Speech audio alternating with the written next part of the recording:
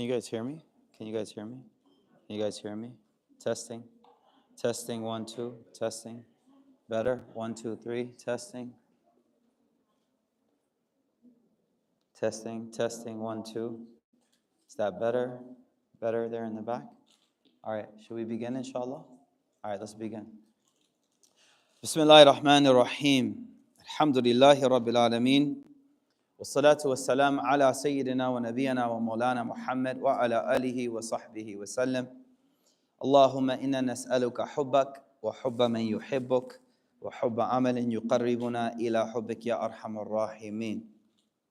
We ask Allah subhanahu wa ta'ala to make this a gathering that is beneficial, a gathering by which we grow to love and appreciate the sunnah of our Habib Muhammad sallallahu alayhi wa sallam more.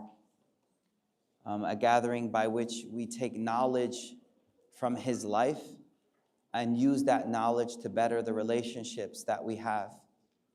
Our relationships, typically, we can look at them at 3 levels.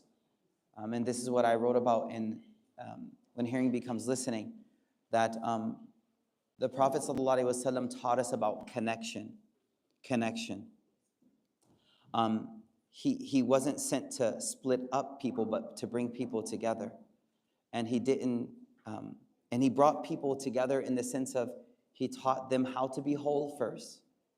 And then he taught those whole people how to make whole families. And those whole families made whole societies and civilizations. And so typically we can look at the Rasul sallallahu alaihi wasallam teaching connections on 3 levels. 3 levels. Connection to one's self, connection to those around you, and last but not least, of course not least, connection to Allah subhanahu wa ta'ala. These are the 3 levels of connections that he taught people. And subhanAllah, Abdullah bin Salam, he was a Jewish rabbi at the time of the Prophet sallallahu alaihi wasallam when he arrived in Medina. And when the Prophet ﷺ was coming into Medina, he came to watch the parade. I mean, it was a parade. Y'all know what parades are. It's Cali, right? Never mind. Okay, that joke. He came to watch the parade because the Prophet ﷺ was coming from Quba to Medina, and it was a big deal. Everybody was, happy. The Prophet ﷺ is here. Ja'a Rasulullah, Ja'a Rasulullah. People had never seen him before. It's not like now with Instagram, you know someone before you meet them, you know their face. Many of them had never seen his face before. And Abdullah bin Salam was one of those people. He heard the qualities. He knew what he was like. He saw the signs. And so before he arrived, he was ready to take the Shahada. And he was a Jewish rabbi. So he goes that I went to go see the Prophet sallallahu alaihi wasallam, and the first thing he says is, I looked at his face and I could see this wasn't the face of a liar. Yani the nur from his face, the light from his face, the serenity from his face, all of that. He said it communicated so much to me just looking at his face. But then he said, the first words that he said were, Afshu salam, spread peace. This is important, write this down. The first words, meaning, hold on, let's get the importance of this. The significance is this is the foundation of a new Islamic society. This is the first, beginning of the society of Islam that will come for the next till Qiyamah. And it's the first day he's coming into this new city. And he says the first words that I hear him repeating are 4 things. Spread peace. Afshu salam. Afshu salam. Spread peace. Wasilul arham. Wasilul arham. Wata'imut ta'am. And feed people. Feed people. And wasallu bil layli wa nasu niyam.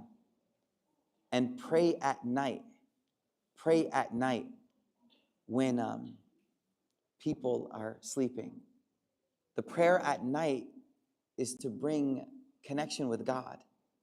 The feeding and the salam All of these are to connect us to other people, but the prayer also connects one to themselves as well. So my point here was to say that he taught us connection. He came to bring us together.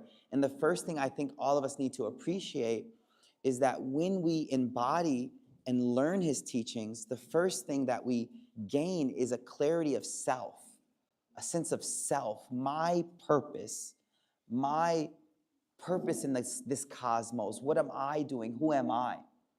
Ibn al-Qayyim al-Jawzi, he says that one of the nata'ij or natija, one of the consequences of disobedience of God is what they call al-wahsha fi nufus. Wahsha means like a lack of familiarity with your own self. So you'll notice when you've been in these bouts of sin and you look in the mirror, you low-key don't recognize yourself. You're like, yo, that's not me right there. Yo, what's going on? And what happens is over time, you can become so unfamiliar with yourself that you hate being alone with yourself. You hate being alone it's awkward. It's like when you're in the elevator with some strange weirdo in San Fran. Just you and the weirdo in the elevator. And that like, you're only going up 3 flights, but it feels like, you pick your phone up. You pretend like you're talking to someone because you feel weird. They say that's what happens with your own nafs. You become so distant from yourself that you no longer feel comfortable alone. So I always need something to listen to. I always have to listen to something. I can't be by myself. I need white noise. I need all of this stuff so I'm not with myself and my own thoughts. And that's not a good place to be. And so when I look at what we're going to talk about tonight, I'm very encouraged by all the brothers here, number one, because I think it's time that we reclaim masculinity in a prophetic way. I mean, I feel like I'm in the twilight zone because compassionate has become a trope. Yo, that dude's compassionate right there. That's a compassionate imam right there. I was like, are we in the twilight zone? Like, when did compassionate become like, because last time I checked, Ra'uf ar-Rahim was the sifa of Rasul sallallahu alaihi wasallam. He was gentle, he was strong. I mean, he was strong, he was brave. But compassion is a quality that I think in our day and age, we need to reclaim prophetic masculinity. And so when we talk about prophetic EQ, typically our cultures make emotional expression and understanding and even talking about emotion a feminine thing. But it's not. That's not fair. That's not doing justice to what he, sallallahu alaihi wasallam, put so much work into. I'll share a narration with you. This is one of the last narrations, but I really want to preface what we're doing. I'm going to spend a little time just so we understand. There's a narration that is, there's a narration of a man. His name is Aqra bin Habis. He was a rough man, Bedouin, Arab, leader of his people. He accepted Islam, but later on. And the Prophet ﷺ is talking to him. He's a leader, by the way, very much like masculine, right? Very masculine guy. And in front of this man, Hassan and Hussein, the grandchildren of the Prophet ﷺ, grandsons, they come running. They're little babies. And the Prophet ﷺ, he picks them up and he kisses them. And Aqra, he goes, I have 10 sons, and I've never kissed one of them. You know what I mean? Like, what? He was flexing. He was flexing. This inability, like, I've been a stone wall for so long, that I've gone through 10 sons, 10 children crawling, 10 babies looking me in the eyes, 10 sons that say, Baba, Baba, Baba. I've had 10 sons. Think about those critical moments with your sons. The pictures you look back at, now they're knuckleheads, right? But you look back at the pictures and you're like, I remember this little thing right here. Remember this little dude? He went through 10 of those and he goes, I never kissed one of them. And he was flexing. Yeah. I mean, low key, that takes work. It takes work to be hard-hearted, yo.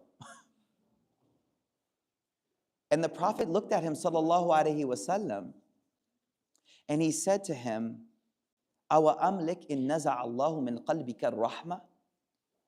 Is it my fault if God has snatched mercy from your heart? As if to say, why are you flexing? Meaning, as if to say, I feel sorry for you. You haven't kissed your sons? 10 of them?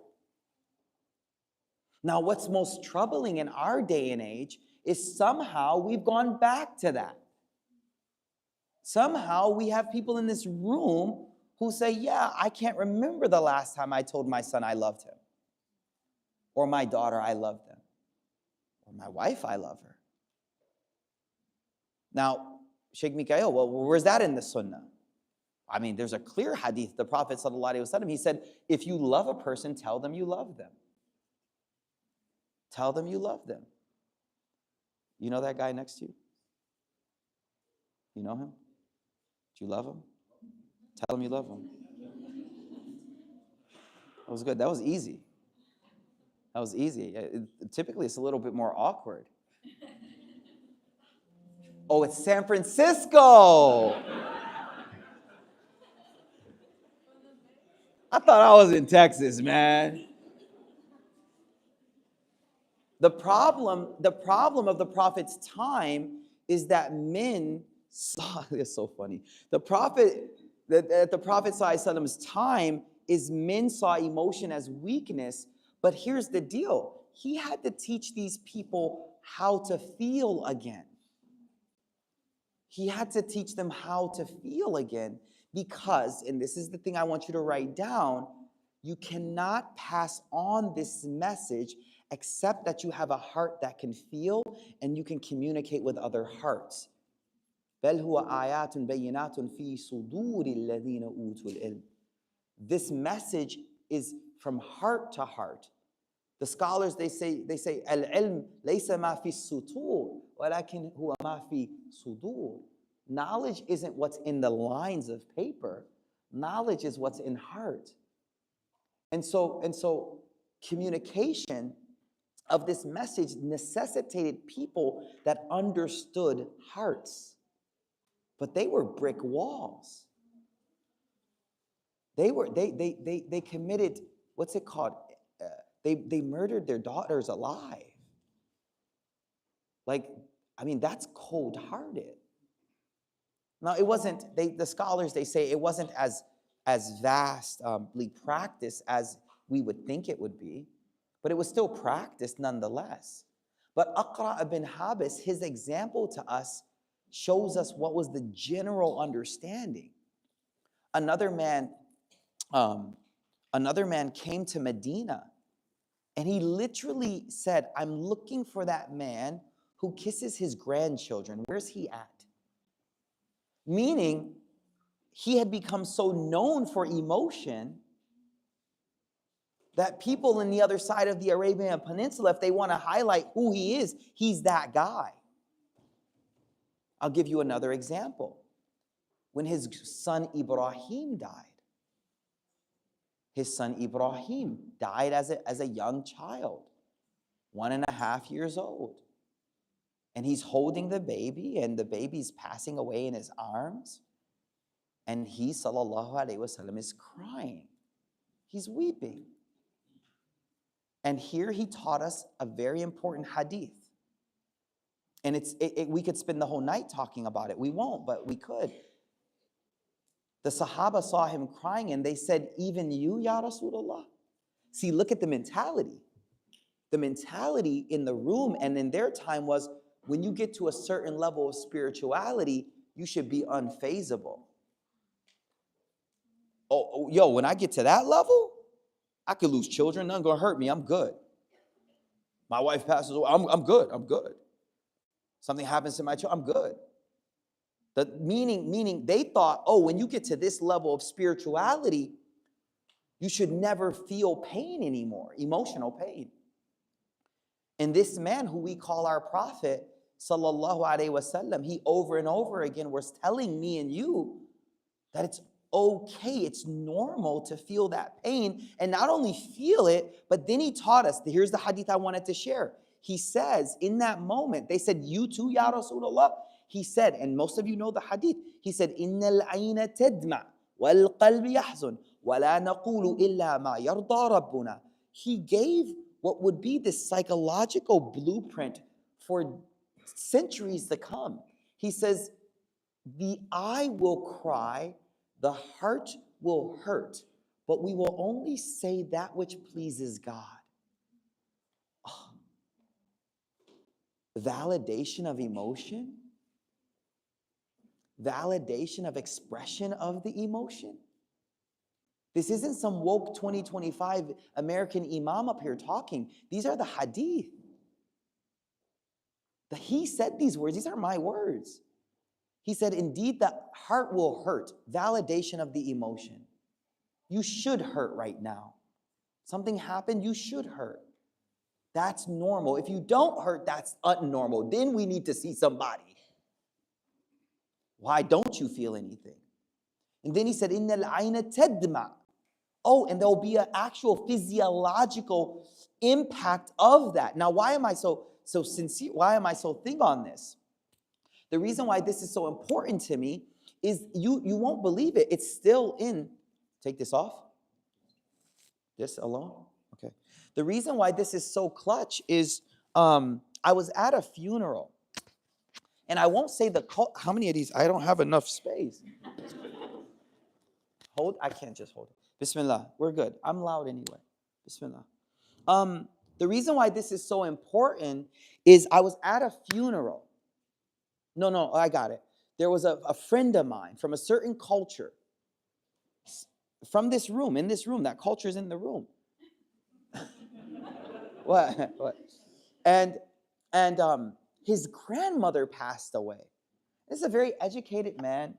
He studied Islamic studies extensively and Westernly studied as well. Extremely aware, literate of the deen. And he said that we were at the funeral and I was crying. My grandmother died. And my father came over next to me and he kind of elbowed me. Pull it together. Pull it together. Your brothers are looking at you. Everyone's looking at you. Pull it together. And he's literate. He knows the hadith. And he sees that the culture here somehow has gone back to the jahili, the pre-Arabian mentality of we don't cry. And so until we have these majalis where we talk about this and reclaim prophetic masculinity and prophetic expression of emotion, slowly, these things creep back up. There was another imam told me this. We were at the janazah of Imam Kashif. Imam Kashif was in Cali, wasn't he? Imam Kashif? Imam Kashif's daughter passed away like 3 years ago. She was only 12 years old. We were all at the janazah. They were in Dallas by that time. They left Cali, came to Dallas. I'm just saying. It's a good place to start your life out. You know what I mean? Gas is mad expensive, bro. So we were at the janazah. Every imam of Dallas is there. We're all standing there. And there's this one imam who's imam in a masjid. And the casket is being brought towards where we're going to pray. And he can't hold it. He starts crying. He has children. And this person from the jama'ah, he doesn't even realize that the guy is a big imam of one of the masjids. So he leans over and he goes, brother, hold it together. Brother, hold it together. And the imam said to me later, he said, man, if it wasn't because of where we were, I would have told him off. But this mentality of masking, holding in, and covering up of emotions is something so far away from what the Sunnah is. And it's time that we reclaim that. And so my first, like, where I started on this journey of emotional intelligence was, for me, I wanted to understand why scholars like Imam Ghazali said that he was the most intelligent of God's creation, sallallahu alaihi wasallam. To me, the question was, well, how are they qualifying intelligence if they, 900, 800 years ago, 1,000 years ago, they looked at him and they said, that's the peak of intelligence. But if I was to walk up to you in the cafe, in a quick interview, and I was like, who's the most intelligent person you know? Many of us immediately go to STEM. We go Einstein. That's the first thing we all, Einstein. But aren't there more intelligences than just the intelligence of STEM and things like that? I mean, I grew up in a hood. There's something called street smarts that I needed just to get home. You can't test that in an exam. You just have to read faces and read okay, it's shady over here. I'm going the other way. So we all understand there's different types of intelligences. And so I came across a statement of Imam Sha'arani, and I'll share it with you. It's long. I typically put this up as a presentation, but I'll read it to you, inshallah. Imam Sha'arani, and I want you to listen closely, and I want you to think, when I read this to you, I want you to think to yourself, what are the key words that stick out to you, okay? This is a quote. This is Imam Sha'arani from 700 years ago. This is what he says, his quote. Whoever contemplates the Prophet's excellent management of the Arabs, who were like wild, scattered beasts, who had repulsive and aloof natures, and how he led them and bore patiently with their boorishness and harms until they began to follow him, rally under him, and fight against their own families and fathers and sons for his sake, and how they preferred him over their own selves. Indeed, if you contemplate these things, you will come to the realization that he, sallallahu alaihi wasallam, is the most intelligent of Allah's creation. What sticks out to you about that? What sticks out to me is that he took this very rough group of people. He wasn't in the burbs. He was in the trenches. And he took these rough people with troubled past. Case in point, Umar. And he took them like diamonds out of a mine. And he cleaned them up until they shined. And then they shined so much that they showed other people their worth. Not their worth, other people's worth. Do you understand what he did? He took these rough people. Case in point, Umar. Umar says, I was addicted to alcohol. I was an alcoholic. I was rough. He beat his sister. But here's what's crazy, y'all don't know. Later on in life, he tells about his dad. He said, my dad was abusive. He used to beat us bad. My dad was abusive. He used to beat us bad. So when we're talking about Umar being so strong, maybe you're celebrating something he almost grew out of. You feel me? Like, you're like, oh, Umar was like, but the end of Umar, the last Umar was different man. He was a different man. But the Prophet, sallallahu alaihi wasallam, Imam Sha'arani is saying, look at how he, sallallahu alaihi wasallam, dealt with these rough people. Uneducated, rough people, very eloquent people. Poetry. They could spit poetry like that. Similar. He took these rough people and he transformed them. If you just study how he transformed these people, he says, you'll realize he was the most intelligent of God's creation. And so what that told me was, well, maybe I need to look at intelligence different. Maybe I need to look at intelligence from the perspective of my impact on people positively around me. Wow, that's profound. My intelligence, prophetic intelligence, would be a scale that would quantify how much of a positive impact I have on the people I interact with and how much I bring good out of them. Now, I wonder how many of us would be doing really well, how many of us would be very intelligent if that was the scale by which we judged intelligence. It's just something to think about. So, let's start from the Quran. What I want to go through here is I want to go through a few things regarding emotional intelligence, just so we lay out tonight's class.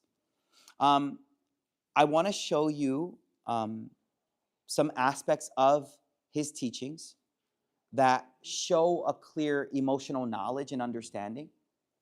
But eventually, I want you to understand how important this is for you in your life, in your family's life. But I need it to be grounded in the fact that it's Sunnah. Why am I saying that? You could have any psychologist and psychiatrist come up here and give you a talk on the importance of emotional understanding. But until you see it as a part of your deen, it's not going to hit the same way. Until you see it as a part of your deen, it won't be the same thing. Until you see your emotional disconnection as emotional neglect as a type of dhulm, it's not going to hit the same. And so tonight, what I'm trying to do is bridge that gap. I want you to see him as someone that taught us the importance of this so that we leave this room mending the bonds and showing love and expressing love to those who need it most in our lives. And you'll do it for one and one reason only. You'll do it for the sake that it's Sunnah and it's what my Nabi would want from me. And it's what my family needs, low-key. So we'll begin with a verse of the Quran. Allah subhanahu wa ta'ala, he says, وَلَوْ كُنْتَ فَضًّا غَلِيظَ الْقَلْبِ لَانْفَضُّوا مِنْ حَوْلِكَ. Allah subhanahu wa ta'ala speaking to the Prophet, he says, if you, O Muhammad, someone get the verse number for me. وَلَوْ كُنْتَ فَضًّا غَلِيظَ الْقَلْبِ لَانْفَضُّوا مِنْ حَوْلِكَ. If you, O Muhammad, وَلَوْ كُنْتَ فَضًّا غَلِيظَ الْقَلْبِ, if you were harsh, غَلِيظَ الْقَلْبِ, hard-hearted, rough, hard-hearted, لَانْفَضُّوا مِنْ حَوْلِكَ, then everyone would flee from you. Flee from you. فَاعْفُ عَنْهُمْ وَاسْفَحْ. What's the verse number? Surah Ali Imran. Ali Imran 159. Just for those who want to reference it later. Ali Imran 159. Now this verse is deep because the verse puts the onus or the burden of keeping the audience upon him, sallallahu alaihi wasallam. Meaning you, O Muhammad, have a task. Your task is to deliver this message to these people. You have to deliver it. But you're not just a mailman that leaves it in the mailbox. This is like, when you get those serious mails that you got to sign for? What certified joints? Like this message needs to be certified, passed on. And so in order for you to pass this message on, you need to have a deep understanding of the audience that you're giving this message to. Now, I'm not going to go too deep here because I notice what happens when I talk about this. A lot of us are like, well, I'm not doing dawah, so this doesn't really relate to me. And I'm like, yes, you are. You literally have a little brother who looks up to you like you're Superman. You literally have a little sister that thinks you're everything. You literally have a child. You literally have people that look up to you. And especially older siblings. So if you're an older brother in this room, listen up. Because you do have a responsibility. You do have a major responsibility. And unfortunately, a lot of us are not fulfilling that responsibility. So that verse is saying that, O Muhammad sallallahu alaihi wasallam, if you had this hard heart, this hard nature, then what would happen is that people would flee from you. But you don't, that's why they come close. You don't, that's why they stay near to you. And so what we find here is this verse is clearly highlighting that the ability to keep, now what I typically say about this is one thing. When you walk into a room, do people flee or come in? That's my question. When you walk into the house, is it, yo, Baba's here, Dad's here, yo? Or is it, yo, Baba's here, I'm out, yo? Yo, mom's here, I'm out, yo. Yo, big sis Baji's here, I'm out. Big bro's here, I'm out. Or is it come close? That's my litmus test. My litmus test. How do I react with this verse? Is when I come into the room, are people fleeing? Not just running, like, but are they spacing out from me, or are they coming closer? Because the prophetic motto is when he came into the room, people felt like coming closer to him. Why is that important? Because he needs to pass this message on. He needs to pass this message on to them. So the first thing we need to understand that he established is this emotional understanding. Emotional understanding. We're going to start with that tonight. Inshallah. We'll start with that tonight. When we talk about emotional intelligence, I want you to think of this acronym ruler. Ruler, like the ruler you measure stuff with. Ruler. R-U-L-E-R. It's an acronym for emotional intelligence. And I'm going to go through this, and I'm going to highlight how all of these things are exemplified in the Sunnah of the Rasul sallallahu alaihi wasallam. But don't look at the screen. I'm going to ask questions, okay? All right. What's the first? We're talking about in a level of understanding emotion, a level of interaction with emotion. The first level of emotional intelligence is recognition of emotion. Recognition of emotion. Now, by now, I hope everyone's bought in. The last 30 minutes has just been to buy into the fact that this is prophetic. This isn't Western. This isn't whatever woke. This is prophetic. I need you to understand this is who he was, sallallahu alaihi wasallam. And before I go further, I'm gonna put the nail in the coffin. That if you weren't listening, you'll listen right now. The scariest part about emotional neglect and the inability to connect emotionally is that it's transgenerational. It's transgenerational. What that means is, if your dad never hugged you, bro, don't think all of a sudden you're going to get married and be a hugger, yo. If you never heard I love you, oh, you think you're going to get married, you're going to be like, wifey, I love you. You're going to be like, wifey,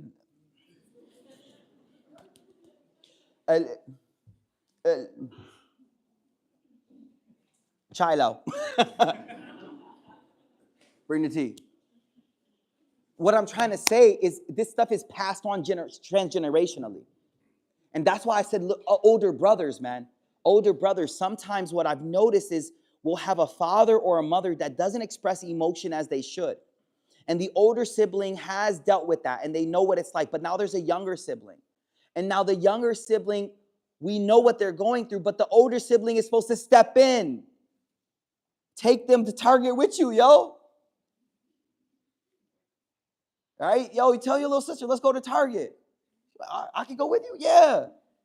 Like, what I'm trying to highlight is there's a time when the older sibling has to come in and be like, yo, I love you, little bro.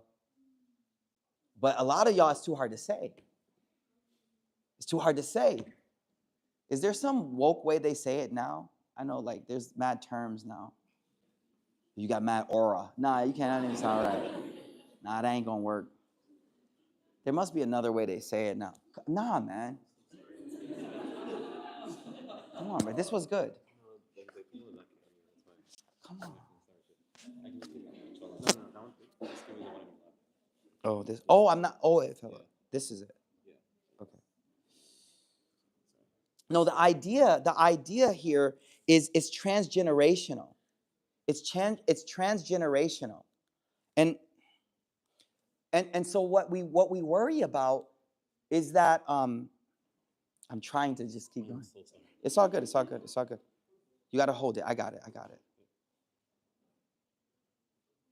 We're good. Now we're good. Test. Check it. It's good. Bismillah. All right. The idea here, the last thing, just so we understand how critical this is that it's transgenerational. It's transgenerational. And so if we don't do this, if we don't change ourselves now and try, and it's not too late. It's never too late. And I'll teach you how. We'll talk about some methods of how to do this even tonight, inshallah ta'ala. It's going to be difficult, but it'll be transformative, inshallah ta'ala.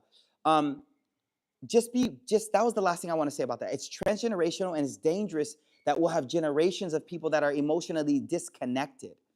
And when we're emotionally disconnected, one of the things about attachment theory, so a brief rabbit hole. We'll come back, okay? I got you. I'm good at coming back out the hole I went into, okay? Attachment theory is this model by Mary Ainsworth and John Bowlby. But our prophet taught it to us well before. And basically what it teaches is that we all know we have a respiratory system, a muscular system. We all have these systems inside. We know those. We learned them in 6th grade. But this theory says we have an attachment system inside. And this attachment system is always seeking connection with someone. Always. So think about it. The baby comes into the world. The baby is connected through the umbilical cord. And there's this traumatic moment where the connection is severed right there.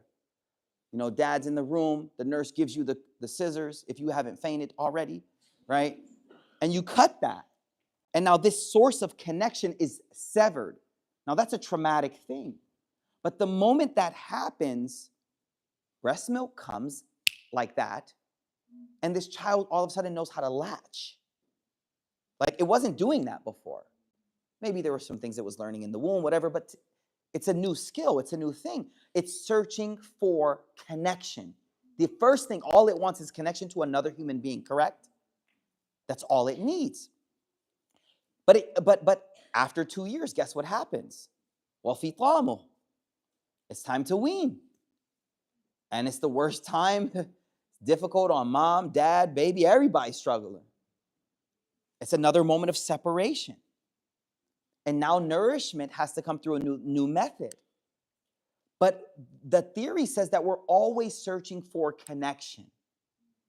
And this is so beautiful because I started this with the hadith of Abdullah bin Salam, where the Prophet says at the beginning, wasilul arham, like connect, because we all need connection. Now, what the theory says, what's scary, is that based on our early childhood experiences, we then build models on how we will connect to other people later in life.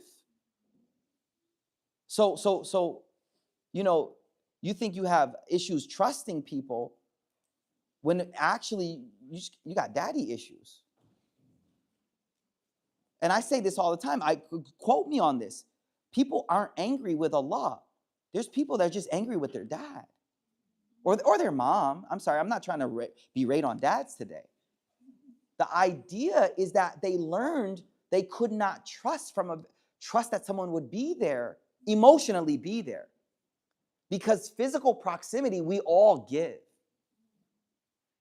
When we say presence, we are not talking at all about physical presence.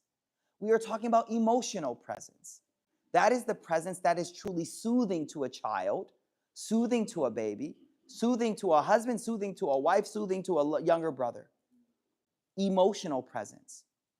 And so there's a study Yaqeen did about attachment models being indicative of a person's ability to attach and connect to God. So the imam is up on the minbar saying, trust Allah. And in the back of your head, you're like, trust. I've never trusted. Trust who? Trust. And you don't even realize where that's coming from. And so if you want to build a wholesome believer, if you want to raise a wholesome believer, it starts by just showing them and being there for them and teaching them that you can trust in this world. You can trust that someone will be there for you. Can I share one crazy thing from the Quran with you guys? Yusuf alayhi salam. That story is like a crazy story. Like that would be a Netflix crazy joint, yo. No, for real, that story's crazy. So Joseph, we know, is beloved by his dad. He gets the attention. The emotional presence is there, right? Cool. Jealousy creeps in. We don't have to talk about that. That's not the topic for tonight. But 20-something years later, Joseph finds himself in a fitna where he's being seduced. And the Quran says, وَلَقَدْ هَمَّ بِهِ وَهَمَّتْ بِهَا لَوْلَا أَرَىٰ بُرْهَانَ رَبِّهِ. That there was a moment where he's a human being. He's a prophet, but he's a human being. So there was a thought of, should I do this or not do this? But then the Quran says he saw a sign from God. Now think about it. It's a moment of fitna. There's an attractive opportunity. There's no one around. There's wealth. There's everything there. There's secrecy. There's everything there. He is himself is stunning, half of beauty. I mean, mashallah. Looks like this brother right here. Mashallah. Mashallah. He turned red. And he's a Daisy too. How you turning red, bro? Dang. No, so Joseph is in this tough moment, alayhi salam. He's in this very tough moment. And the Quran says that he saw a sign from God. All right, what's the sign? An angel, lightning in the window, psh, back off. You know, like, you know what they say? Ibn Abbas says, he saw a vision of his father saying, son, we don't do that. That's, yo, you don't get it. Like, that teaches us that you can form such a strong emotional bond that even when your physical proximity and presence is absent, your emotional presence is still there guiding the person. I mean, that's enough for tonight, guys.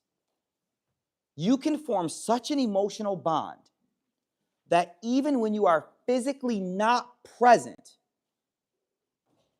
you can still be a source of hidayah and guidance and you're thousands of miles away because of the emotional investment that happened early on. I was giving this talk in Chicago, and I was working with people who work in recidivism, like keeping people from going back into prison. And a lot of them, you have to, keep them away from the old habits that they would do, keep them away from the blocks that they used to hang out on, all of that stuff. And I'm talking to the teachers, I'm talking to the counselors. And I shared this same point that I just shared with you. And one of the counselors, he said, man, this is beautiful. And I was like, why? Tell me. He said, one of my students, he called them students. He said, one of my students texted me the other day. And he said that, I was walking towards the drug house. I was walking towards the spot. And then I heard your voice. I heard your voice saying, don't go. Stay strong. I heard your voice. And to me, that teaches me and you. You're worried, oh, what my kid be like when he goes off to college? Well, what are you doing right now when he's 4? Where's the emotional investment now? Because you'll be there for him even when you're not there.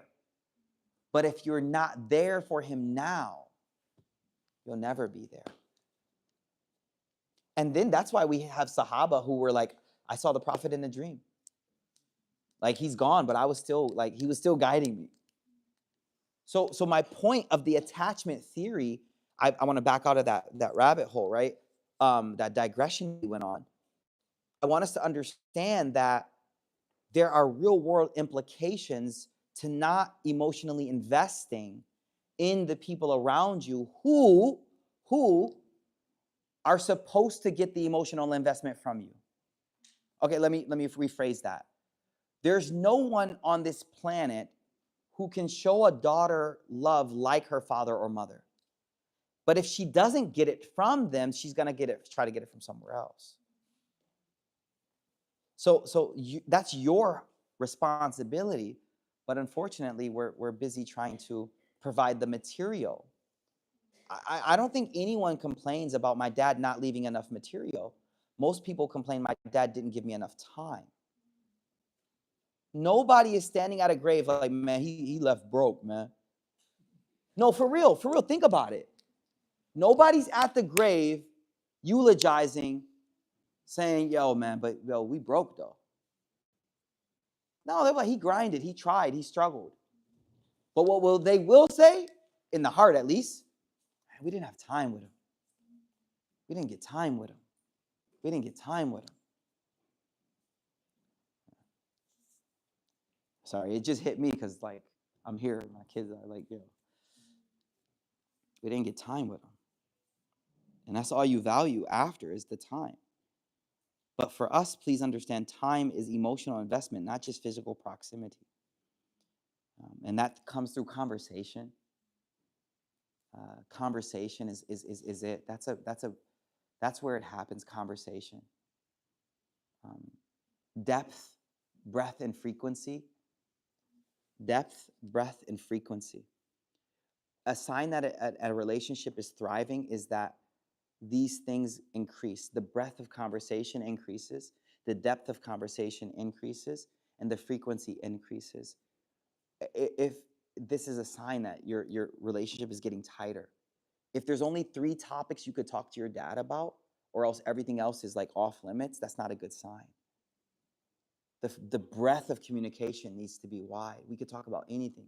Me and Baba could talk about anything. But how many of us in this room with our own daughters, I'm speaking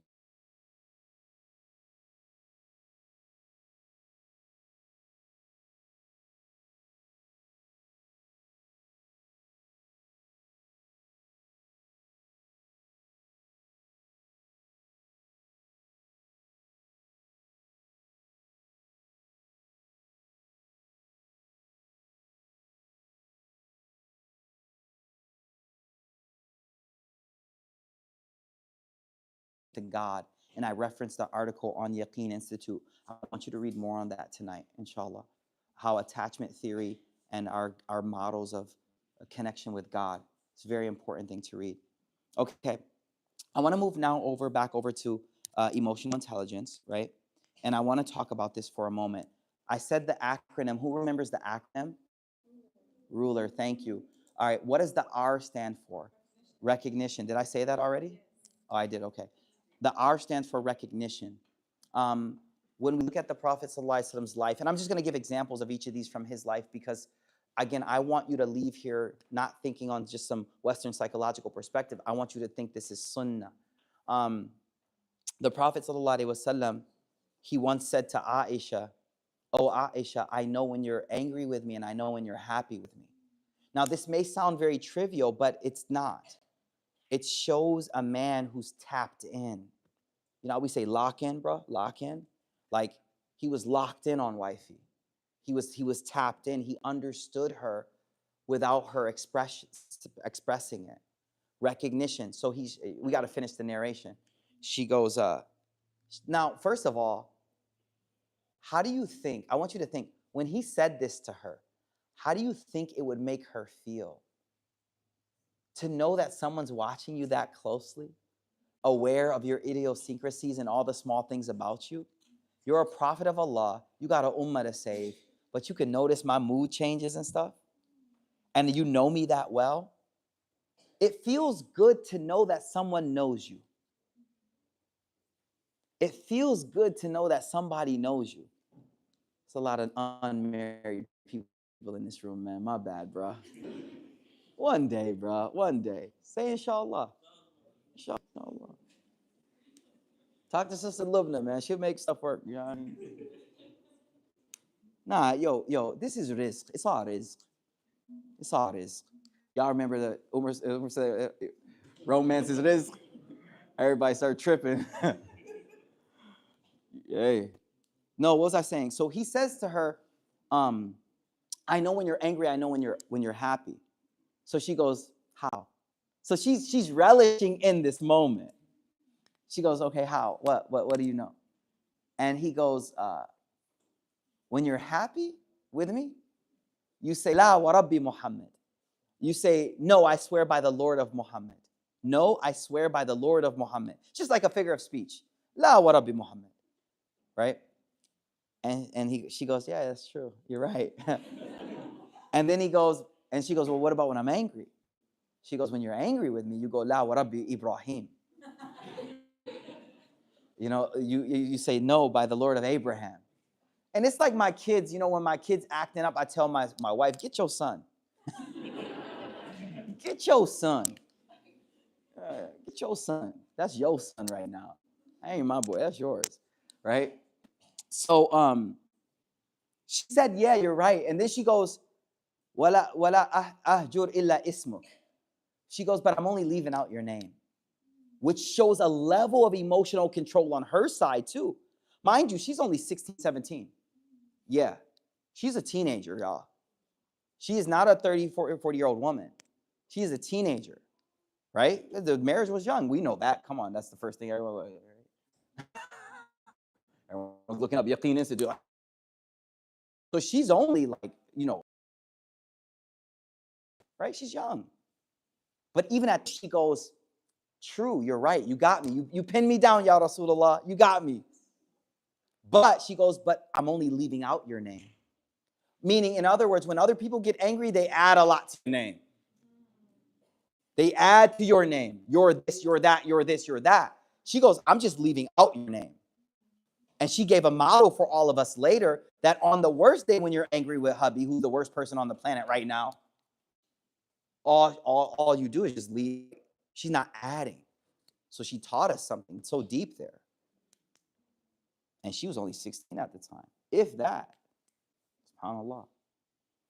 The next R-U, what does U stand for? Understanding. Understanding. And I would even say that this hadith I just said shows recognition and understanding. Because recognition is you're angry. Understanding is I know where it's coming from. I got the, like siblings, you could press a button. Man, we got switches on siblings. We could hit a button like this, like in case of emergency, pop open, boom, destroy, self-destruct, big fight happening. Because we understand them deeply. We have deep emotional understanding. And so if we really want to bring pain, na'udhu billah, right? Then we can flip that switch and like a fire alarm and we could cause it to happen. That's emotional understanding. But what we want to do is we want to use emotional understanding to uplift people. We want to use emotional understanding to uplift people. Letter L. Who wants to guess it? It's about emotions. We want to express emotions. We want to understand emotions. Label. See, listen, they say if you can't name it, you can't tame it. If you can't name it, you can't tame it. And so the ability to build a verbose emotional vocabulary. Like if I was to ask these 5 brothers in a row, how you feeling? It'll be like, good, good, good, good. So I'll look at it this way. I've never done this experiment, but I'm about to try the experiment. You ready? All right. Y'all sat here. Name a color. Don't think too much. It will. The experiment won't work. Name a color. Name a color. Name a color. Name a color. Okay. Name a color. Name a color. Name a color. Color. Color. All right. It didn't work too well. I told you I never did it before. I look at emotions like colors, and my wife is really good at these weird colors. Nuances in colors. I'll be wearing something that I think matches, and she'll be like, you ain't matching. And to me, it looks like it's matching. And so what I was hoping to see through that is sometimes we just stick to those primary colors, and similarly, we stick to those primary emotions, but we need to build a broader vocabulary for emotions so that you can express yourself in more eloquence about how you're feeling. Otherwise, you start putting feelings into these big baskets of red. So I got a whole cabinet of green thobes. She's like, they're not all green. I'm like, they're all green. She's like, nah, there's a spectrum there. I'm trying to say. And so labeling is very important. And so let's think of a hadith where the Prophet ﷺ taught us to label. I think one of the hadith that comes to my simple hadith we all know is the Prophet ﷺ said, La taghdab, don't get angry, which requires labeling it. Number 2, I think, is the one where he says, if you love a person, tell them you love them. I think that too has a level of being able to label the feeling that I have. Now, here's the crazy part about labeling is the limbic part of our brain is developed well before the neocortex. And so when we're little babies, we're feeling a lot, but we can't talk about it. So it's frustrating, right? We're babies, but we can't express what we feel. And I think a lot of us are 30, 40, 50 years old still acting like that. We feel a lot, but we can't say it. We can't say it. We don't know how to articulate that. And so there's just all this we're like babies because all this is built up. I feel so much, but I can't talk. I can't express it, and that creates such a problem. So how do we get a more verbose, emotional like vocabulary? Talking. I think we all need someone that we can just like talk to on a deep level that will help us explore what we're going through. We all need that. Next is E, ruler, right? Ruler, expression. The Prophet taught us in that hadith of healthy expression of emotion. He didn't teach us to keep it all in. He taught us, Innal ayn tadma, the eye will cry. That's expression. Wal qalb yahzan, the heart hurts. That's validation. So the expression is taught by him, sallallahu alaihi wasallam. He taught us that. And so figuring out the proper ways. Now, I'll say something here. Some of us have to learn, not to be cliche, but the love language of people close to us. I do think we should all learn how to explicitly tell someone how we feel about them. You put you're putting your child to sleep and you tell them I love you. Say that. Say that. Say that.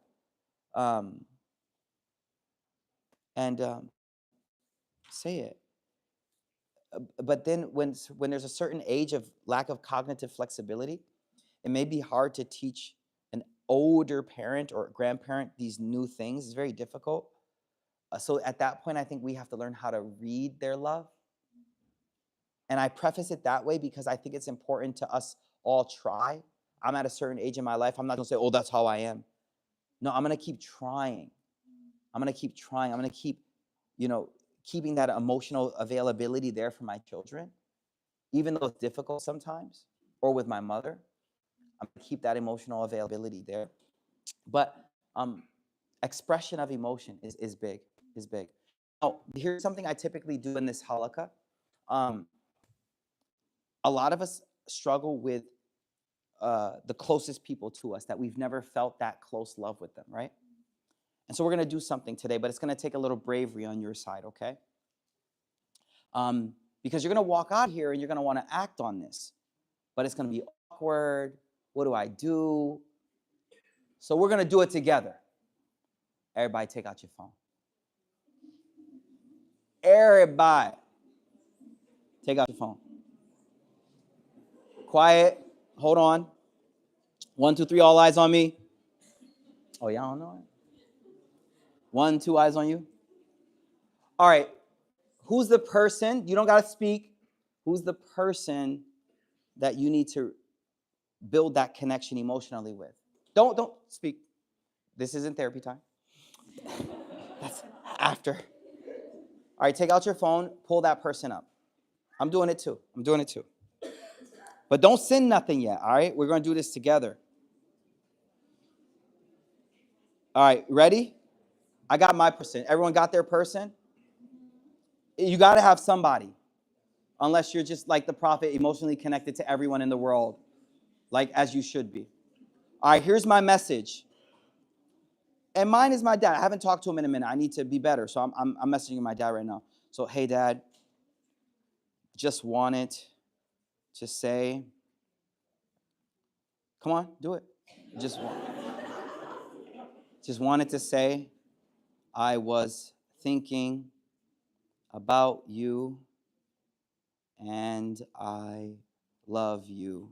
Yeah, that was hard, wasn't it? Typing it. Type it out. And then put, all right.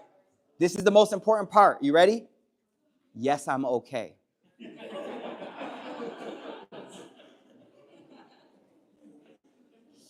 Okay, now this is the most cringy part. You ready? Send. 1, 2, 3, send. Whew, it's done.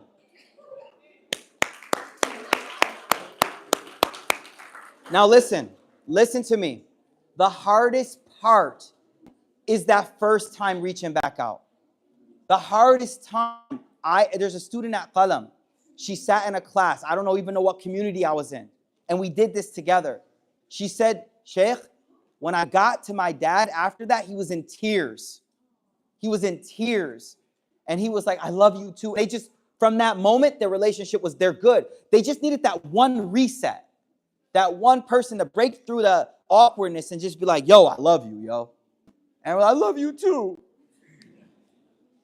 I've been wanting to say that for so no, and it's not. I was in SoCal. I ain't gonna say where I gave this talk before. And there was an uncle who said something. He was like, Shaykh, our culture don't do that. No, it's for real. Our culture don't do that. And I was like, you sure? He's like, yeah. I was like, is your son here? And up in the front, just like these brothers, there was a brother sitting. He's like, yeah, that's me. And I was like, would you value a hug from your dad right now? He said, yeah. They went up, they hugged each other in front of the whole masjid, hugged each other. Wallahi, they didn't let go of each other for 2 minutes. Like the hearts need it, man. The hearts need it. The hearts need it. I'm gonna say this again. No one's gonna be at your grave saying he didn't leave enough money behind. But they'll be at the grave thinking, I wish I had more time and another hug from him. They will. I'm telling you, that's the only thing they're gonna regret. And you know it. So right now, your phones are probably going crazy. And now you broke through the ice. You broke through the awkwardness. Now what you do is 2 days from today, set a reminder, not an automated text. 2 days from today, another one. If the person's here, just go see him. Just go hold their hand. Just go give your dad a hug, man. Yo, dad, I miss you, man. Yo, what's wrong with you? No, I'm a dad. Yo. Make it manly however you want. I don't know. But fight through that awkward, we don't do that. Because you'll miss it later. You'll miss it later and you'll be like, man, I had the opportunity, but I didn't do it. Can I share something with you? Because the problem is we live in a hypersexualized time. And they messed up our minds, these khabis, man. They messed up our brains. They messed up our brains, bro. There was a man, the Prophet was arranging the sufuf. The Prophet was arranging the sufuf for Badr. And he had a stick in his hand. And he was using the stick to make sure the saf was straight. And he poked one person. You know the hadith. He poked a person. And the person goes, hey, he's just like soft. The person goes, ow.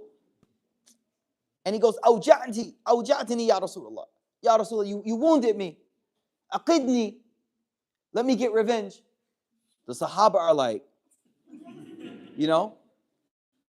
And the Prophet ﷺ, he goes, okay, here's the stick. Everyone's like, and then he digs deep. He goes, no, you hit me on bare skin. Your shirt's on. So the Prophet ﷺ lifts up his shirt. The man drops the stick. He falls on his knees and he hugs the Prophet and he puts his cheek and his lips on the Prophet's stomach. And he's kissing him. See, we're hypersexualized. We cannot appreciate masculine love. They messed our brains up, y'all. And then the Prophet ﷺ, he says, Ma hamalaka ala hada. Why'd you do this? He said, I wanted the last thing in this world for me to be my skin touching your skin. He died in Badr. He said, I just wanted my skin to be the last thing, your skin to touch mine. That's it. He died in Badr. So the idea here is to now, we've broken through the ice with this message. And I hope you did it. I hope you took the opportunity. Because in a group, it's so much easier. We all did like, let's do it. And now the follow-up will be easier. Because that first message is what's awkward. That first thing is what's awkward. And we need that connection or we'll wish we had did it before. Anyone getting messages back yet? Huh? How many? How many were to dads? I think we should not overemphasize on one part of the relationship dynamic because we all struggle. I think there's a fair share of mothers and older sisters who aren't investing emotionally, worried about their own grind, their own career, their own this, their own that. They got little sisters you should be taking care of that you're not, and you're not emotionally there for them. Am Time they get to 16, 17, they don't even want to hit you up anymore. You had the years when they were 12, they were 11, you were everything, but yo, your career, you're you know what I mean? It's never too late, but just realize the value of our relationships, okay? And what we just did was sunnah. If there's one motivation, what we just did was sunnah. Because the hadith says when you love a person, say you love them. Say it. When you love a person, tell them you love them. And if we have somehow culturally been deprived of the ability to do that, we need to fight through that just on the basis that it's sunnah. Okay. All right. Time is going really, really fast. Okay, I want to talk about something else. We're going to switch gears slightly. It's definitely related, but it's a slight switch. I want to go back to attachment theory for a little bit, okay? I know it's 7:30. I'll go for like 5 more minutes. What's up? Oh, the last R? Regulation. Regulation. You know the hadith that said, "Innal ayn tadma wal qalb yahzan," but we don't say what displeases God? See, that's the whole thing. We don't let emotions run us, though. We know they're there for a reason. God gave us those emotions. Now, let me give an example. Some people love their children so much that they'll even support them when the child wants to do haram. Now you got too much love, bro. You're supposed to put your foot down. Because my love is God-centric love, natural love. And you want this money to do what with it? And we as parents, we would give anything. The love will give anything.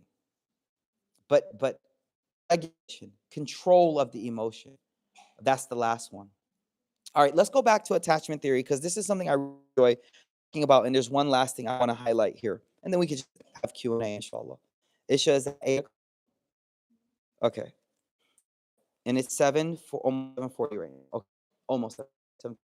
So theory is based on, we talked about attachment theory. I'm not going to revisit the whole thing, but there's one thing. The reason why we're different as Homo sapiens is that our childhood period is very prolonged. Horses are born and they like run in like 5 minutes. Like, think about that. Dude drops out, mom licks him a little bit, stands up like, yo, you gotta keep up, let's go, we out.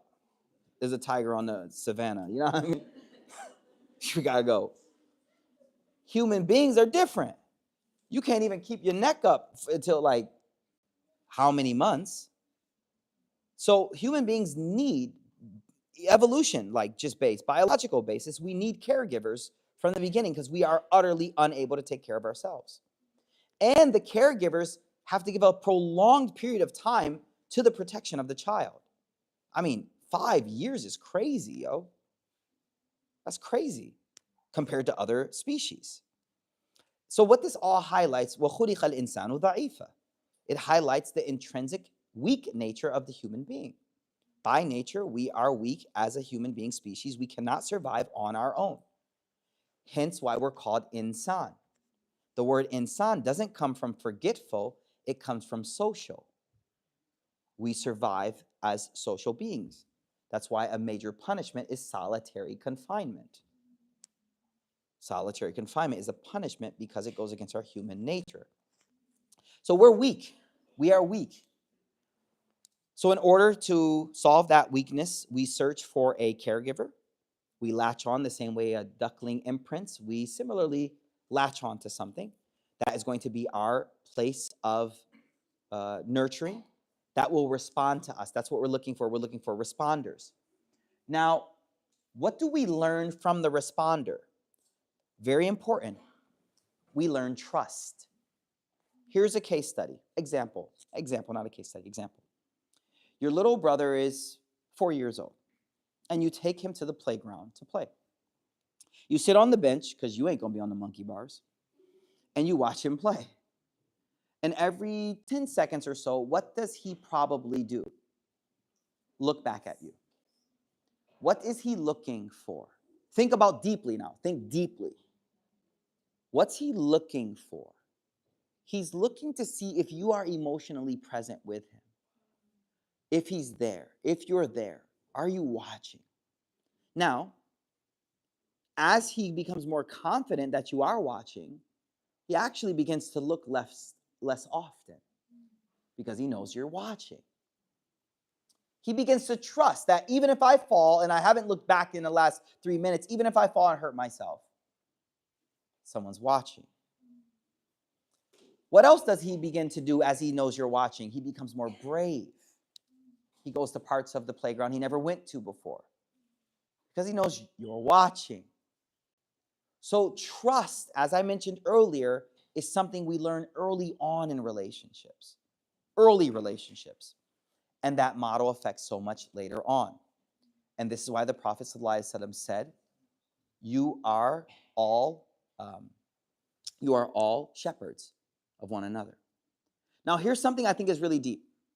Anyone have a cat here? Typically, we all have cats. Okay. If there's ever something frightful, loud, dog outside, where does the cat run to typically? Under a bed, in a closet. This is deep. Animals seek shelter and protection in places.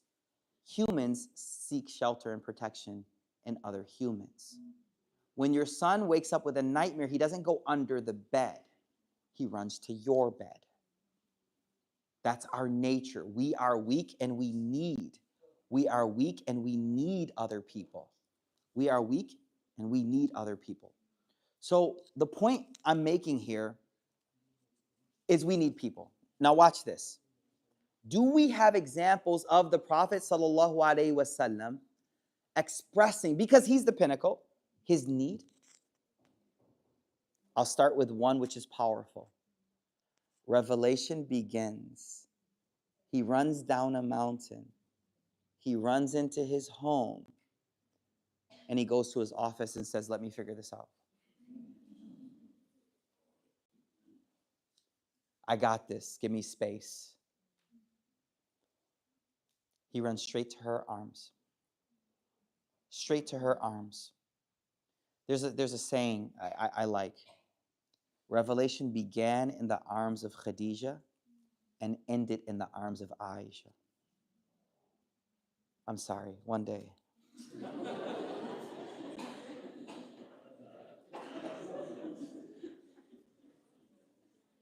One day. It's a tough time, yo. It's a tough time. Soon.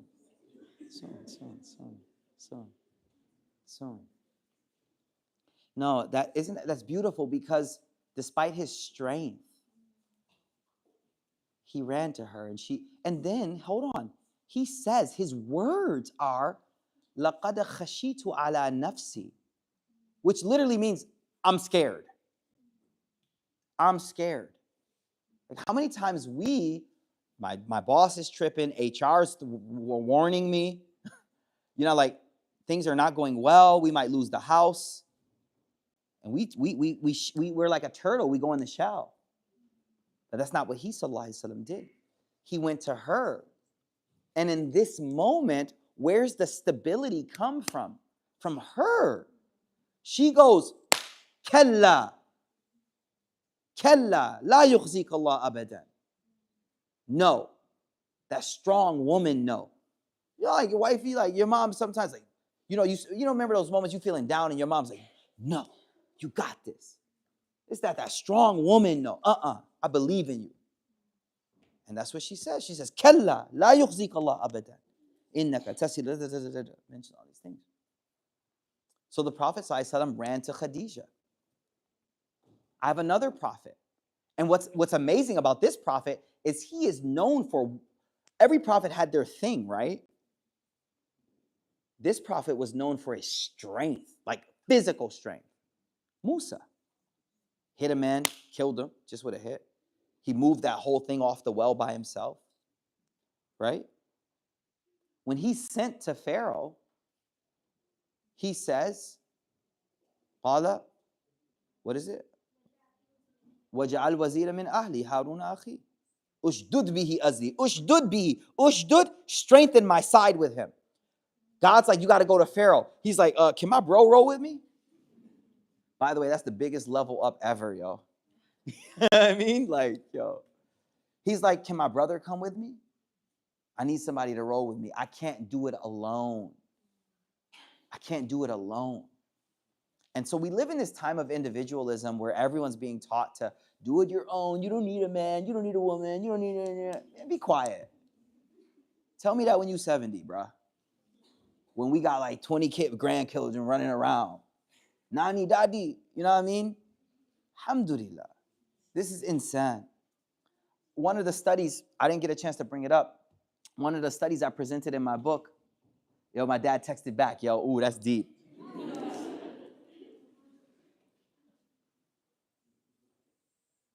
Yo, I ain't gonna tell y'all, get out my business. I see y'all. Man nosy. Yo, what'd he say? Too funny, yo.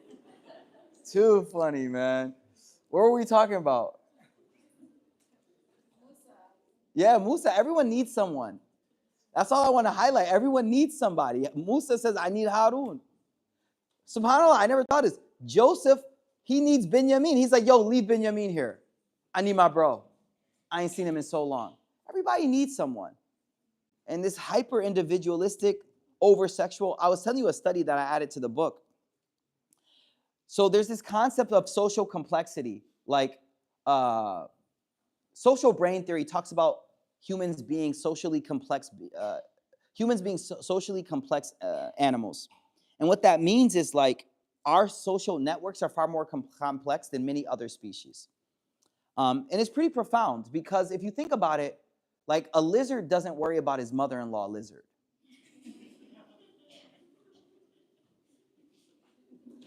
In fact, some could say the lizard doesn't care about its child lizard. For real, for real. And because neurologically, they're not developed enough, evolution, right? Didn't have evolved them enough neurologically to have these complex neural systems. And those complex neural systems, they say, was due to us being socially so complex. What does that mean?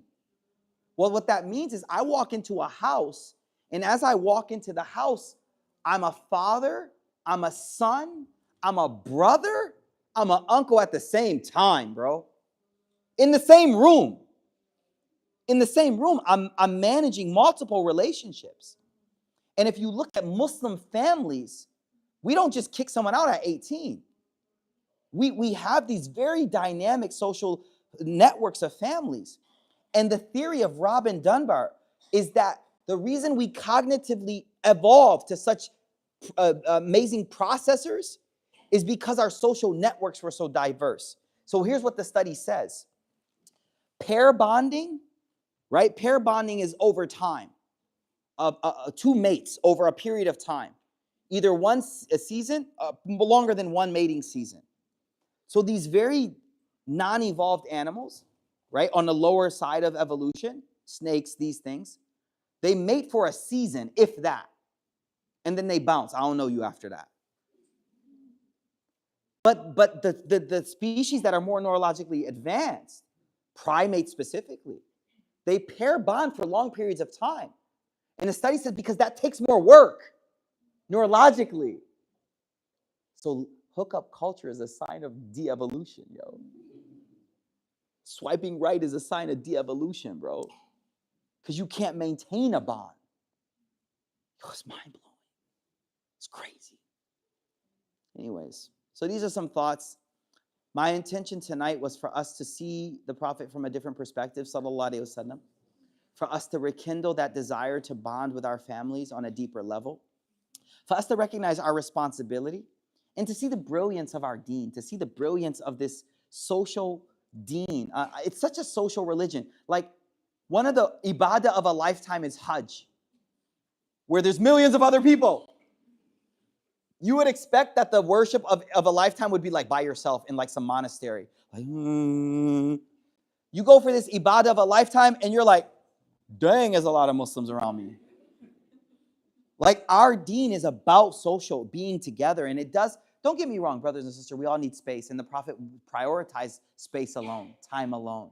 He prioritized that. But I wanted to emphasize tonight the need to bond and come close together and say the words, I love you, I miss you, Dad, you've done so much for me. Thank you so much. Mama, I appreciate everything you did for me. Like, start saying those things before the time comes that you'll sit there and say, I wish I said them. And it's practice because you won't be able to say it later. You'll have kids that you'll be like, hey, son, you're nice. Because you never said it. So get those reps in. Get those reps in. MashaAllah. Allah give us tawfiq. Let's take some questions. No time? Let's do it now. Don't worry. We got it. What time is Isha? 8, right?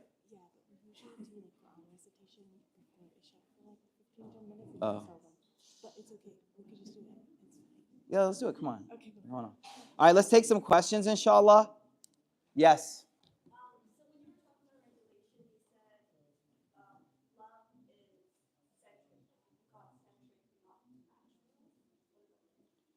Oh, let me explain. All right, so there's a natural love that we have. So remember, I was touched. The question is about love controlling even love, and I was saying your child wants to do something haram, but now your natural love says, "Let me just give you what you want." But my love based on God, my love because God told me to love you, God tells me you ain't supposed to be doing that. So my God processor is going, wrong entry, data entry failure. You know what I'm trying to say? Like, I'm not supposed to be helping you here because that's haram. But my love thing is like, give you whatever you want. So I was saying, learn to regulate that. You get what I'm trying to say? Like, yeah. Yes.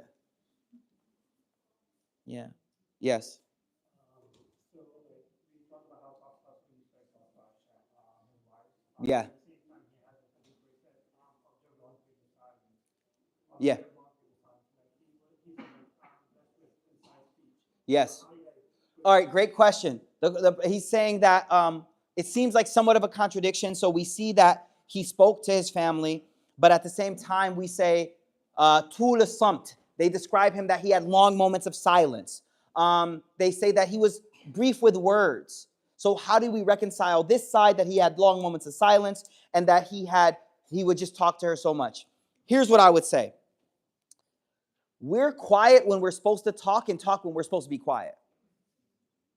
First of all, if you stop having work wives and people you express emotion with, save that emotion for the people you're supposed to show that emotion with, number one. Number two, I'll put it this way. The Prophet ﷺ taught us, I'm going to teach you something. Don't go too far with it. To teach you this thing, I'm using it to prove a point. After Isha, engaging in like waste of time stuff is makruh. And so the Prophet taught us that after Isha, you should go to sleep. You shouldn't do samar. Samar is called like just staying up, right?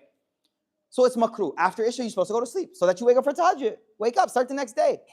Revenge procrastination is a sickness, whatever. But he said there's one exception. What is it? Talking to your wife. Pillow talk. Like, this is where that's supposed to be used. So yeah, he was concise in speech. Yes, he was quiet when he had moments of reflection. But this is where you're supposed to be talking. This is where you're supposed to be letting it all out. Not on Twitter, not on comment section, not on Reddit. That's where you're supposed to be talking. So that's how I reconcile that. And that's crazy. That's the exception. They say it's makruh. After Isha, it's makruh to do anything. You're supposed to go to sleep. Accept that. SubhanAllah. Yes.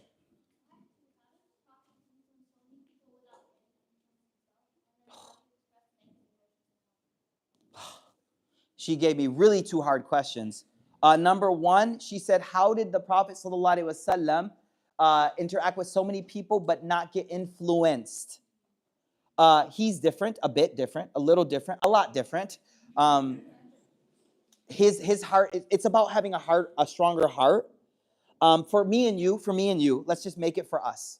For me and you, we have to understand that we're very impressionable, and some of us don't have as strong as personalities. And that's where you kind of distance yourself from certain gatherings because I know how impressionable I am.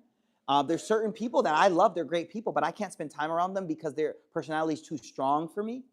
Like, I know these people, they're good friends of mine, but I limit time with them because your personality is too strong for me. I can't function with that personality. So I think it's about knowing yourself and what's going to affect you. The next thing is you said how to express yourself, how to express negative emotions. Have you ever gone to kickboxing, sister? Okay, that's like expression of emotion. And a lot of brothers who got issues at home, please go to jujitsu. Bro, just get on the mat and all that's gonna be done, bro. We'll get all that out real quick. Real quick. Now you do have to find other outlets that are either refreshing, exercise, this, that, and the third, reading. We gotta find pastimes, hobbies, things to get that stuff out. But also, there's nothing that replaces straight up conversation with people that care for you. Yes.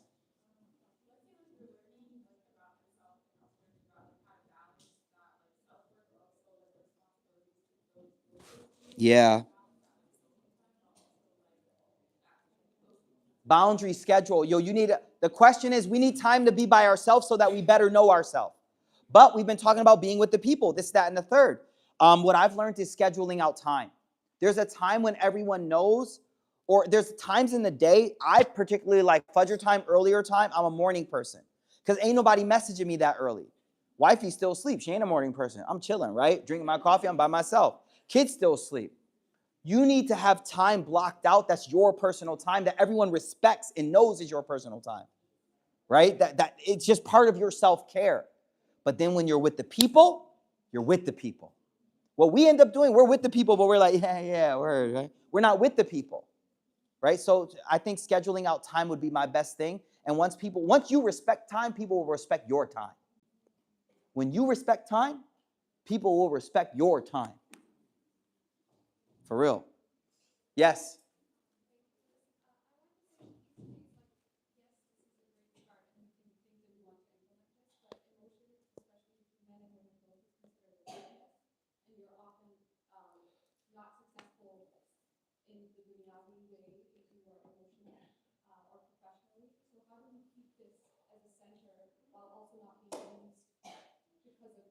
Yeah, that's the trait of being emotionally invested in people doesn't mean that you should allow yourself to be manipulated. Though I don't think they're mutually exclusive. Like they're not the same thing. Just because I'm emotionally tapped into people doesn't mean I will allow them to manipulate me. Yes, you're right. Emotion is seen as a weakness. That's why I don't express my emotions and my vulnerability with every Tom, Dick, and Harry. I at work, they get my work side of me. Well, I work in a nice place, so whatever. But a lot of you work in very rough places where you have to put on that tough face, right? And guess what? When you get home, you got to take that mask off and let down the guard that you had up all day so that these people can get your true self and connect with you. Yes?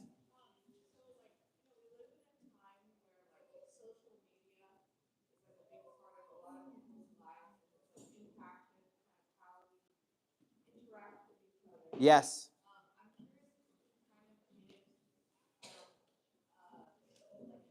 This is the last question.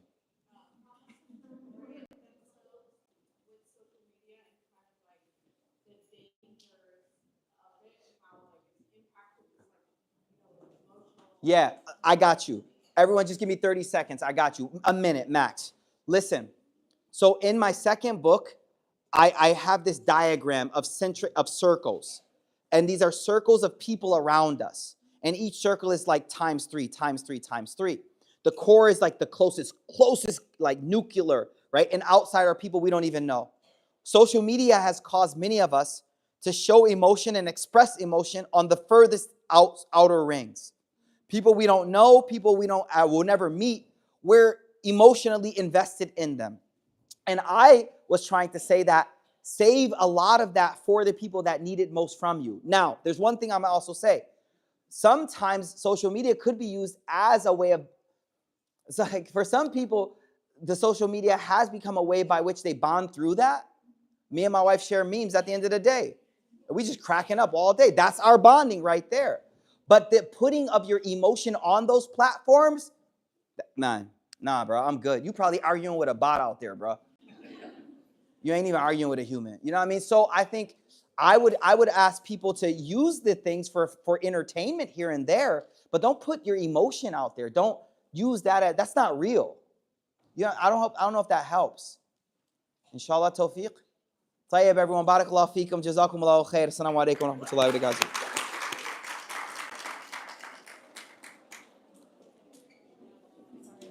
No, we had a great time. It was good. It was good.